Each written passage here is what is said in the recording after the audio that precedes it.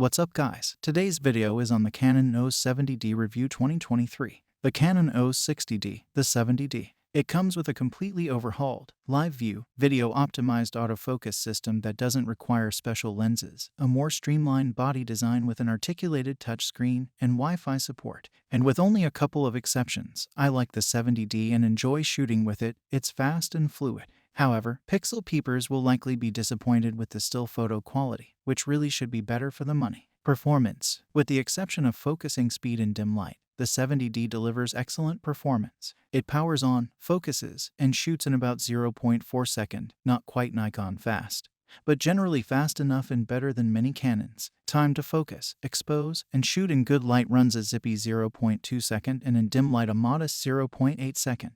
Two sequential JPEG or RAW shots also run about 0.2 seconds, rising to only half a second with flash enable. In live view mode, that rises to 1.5 seconds. Continuous shooting operates really fast for this class, with a sufficiently deep buffer to make the speed useful. JPEG runs past 30 shots at a rate of 7.1 FPS. RAW shooting slowed down to about 2.5 FPS after about 17 shots during testing. But in field testing I sustained reasonably fast 9-shot bursts of RAW plus JPEG with Servo AI focus. That's pretty good for a prosumer model.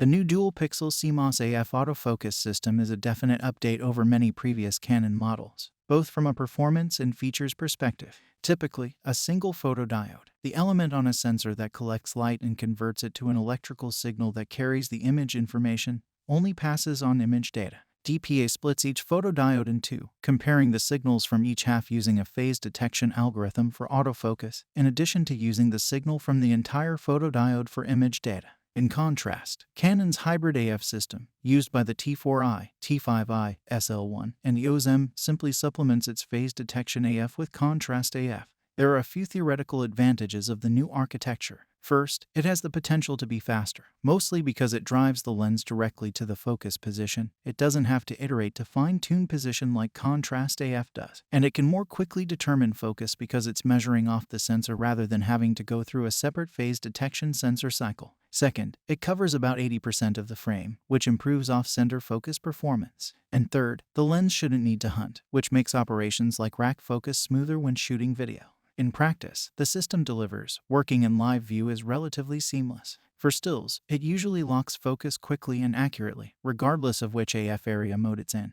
And live view is fast as well, about 0.6 seconds to focus and shoot in good light. It's the first DSLR I've used in which live view is really usable for stills. In dim conditions it's not nearly as great. 1.5 seconds to focus and shoot. While that's not optimal for stills, it's excellent for shooting video in low light where you want the focus to glide in rather than snap. It racks really well with touch focus. The only AF accuracy problem I ran into, and it's a common problem, is that live view tracking AF is frequently misled into locking on things that aren't faces. You can't disable face detection for this mode, and tends to be too easily distracted from its target. I still wish the camera had manual focus peaking in live view, though. The 70D picks up zone focus from the 7D, but I really wish it had focus point expansion instead. Zone focus, which lets you choose a group of AF points from which the camera then automatically selects, helps a lot with continuous shooting, where it can be tough to keep the AF area centered over the subject. However, within the zone it still does a pretty poor of automatically selecting the correct focus areas. The LCD is really nice, with a responsive touchscreen and good visibility in most conditions. And the viewfinder, while annoyingly providing only 98% scene coverage, is big enough and bright enough for manual focusing. Although it's not the fastest camera in its class in every aspect, I gave it extra performance ratings props for its overall speed and excellent live view focusing and fluidity. Design and features. I really like the design of the camera, though there are a few things I wish were a bit different. Overall, it's a slightly more streamlined layout than the 60D, so overall it's comfortable to grip and shoot, even single-handed. On the top left sits Canon's now typical mode dial with center lock button. It's got the usual manual, semi-manual, and automatic modes, plus a single custom setting slot. On the right top above the status LCD is an array of direct access buttons for metering, ISO sensitivity, drive mode, and autofocus mode, plus a top dial and a second AF area select button. You cycle through your AF area options, single point, zone, or auto 19 point by repeatedly pressing the button, then choosing the point or points using the back quick control dial. The back offers Canon's typical thumb-operated live view, movie switch with record button, AF on, exposure lock, and second AF area selection buttons arrayed above the thumb rest, quick control panel and review buttons next to the LCD, and the multi-controller navigation control inset and the quick control dial around the set button. It has a dedicated lock switch. You can choose to apply it to the main dial, quick control dial, multi-controller, or any combination. On the front near the bottom of the lens mount is a small, reprogrammable depth of field button. The viewfinder is sufficiently big and bright that the preview is usable. Canon's articulated touchscreen remains a favorite of mine for shooting video.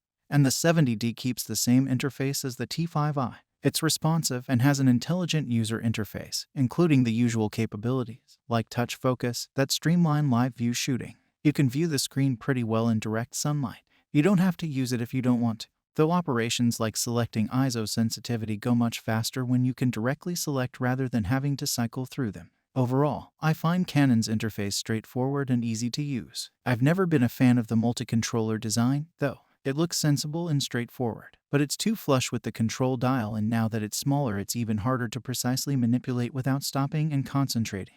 And other interface quibbles, I don't really like the viewfinder level display either. It's a tiny camera icon with M-dashes that project from it indicating the degree of off-level rotation. Unfortunately, it's really hard to use, nay, impossible, in dim or dark conditions. In contrast, other viewfinder implementations use illuminated bars along the bottom and sides and provide information for 2 axes, not just one.